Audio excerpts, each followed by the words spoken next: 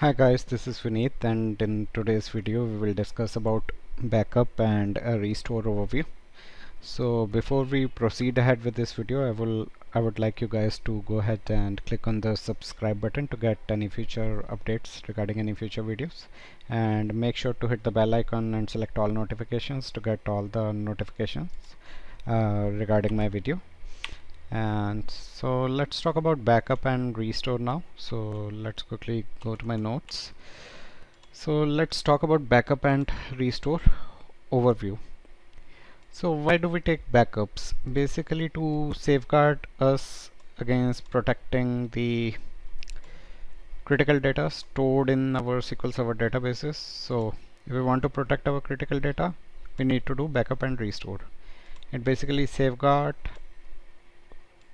is basically a safeguard for protecting our critical data, and that is stored in our SQL Server databases. And backup should be taken on the regular basis. So they should be occurring on a daily basis or weekly basis, depending upon the type of backup you are taking.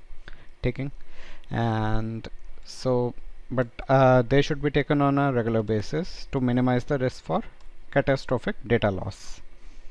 And we should always test our backup strategy by restoring a set to backups, or maybe you can say whatever backups we have taken. We should always test our strategy by restoring the set of backups and then recovering our database to prepare us to respond effectively to a disaster. So whatever backups you are taking, make sure you test them on a test server by restoring them on a test server to see if they are restoring fine. So that will prepare us for any disaster situation. And backups can be taken on a local storage or network attached storage or on Azure Blob Storage Service as well. We'll talk about Azure Blob Storage Service later. And now let's discuss about the points why do we want to back up our data. So backing up your SQL Server databases is the only way to protect your data, and also you need to run the test restores on a test server, and basically we need to run the test restores and procedures on our backups that we are taking, and we should restore copies of backups in a safe offsite location. So backups should not be stored at the same site where your actual production database is running, so they should be stored offsite to a different location. And the above points can protect you from a potential catastrophic data loss. And now let's talk about the types of failures that can occur. So one of the failures that can occur is a media failure, where the production database are residing, so that media can fail. And maybe there are some user error where user drop a table by mistake, or there may be hardware issue, maybe a damaged disk drive or a permanent loss of server, or maybe there are natural disaster that can affect the whole site. So by using the SQL Server backup to Azure Blob Storage Service, we'll talk about this service later. So SQL Server backups can be taken to Azure Blob Storage Service as well, and we can create an offsite backup in a different region, which can be used in the event of the natural disaster. So the service can be utilized if we want to store our backups in some offsite location. And Azure spans the whole globe, so data can be backed up to multiple sites, or we can store it anywhere. And backups are useful for copying a database from one server to another, or for setting up always on availability groups, or database mirroring and archiving. So why are backups useful? We can do a restore into another server, and backups are also required to create always on availability groups. More videos are coming on this later, and these are also useful for setting up database mirroring and archiving purposes. Now let's discuss about some of the backup terminology and the terms used for the backups. So first term is backup with a space between them. So this is basically a process of copy records from SQL Server DB or log records from the transaction log files. So SQL Server has a primary data file as well as the log files. So backup is basically a process of copying records from either of those files. And second term is backup, that is without a space, which is a copy of data, basically a backup file that can be used to restore or recover the data after a failure. And let's talk about backup device that can be either a disk or a tape device to which SQL Server backups can be written and from which they can be restored as well. And backups can also be written to Azure Blob Storage Service, where a URL format is used to specify the destination and the name of the backup file. Next term is backup media, so tapes or disk files to which one or more backups have been written, that is known as backup media. And data backup, which is a backup of data in a complete database, which is known as a database backup.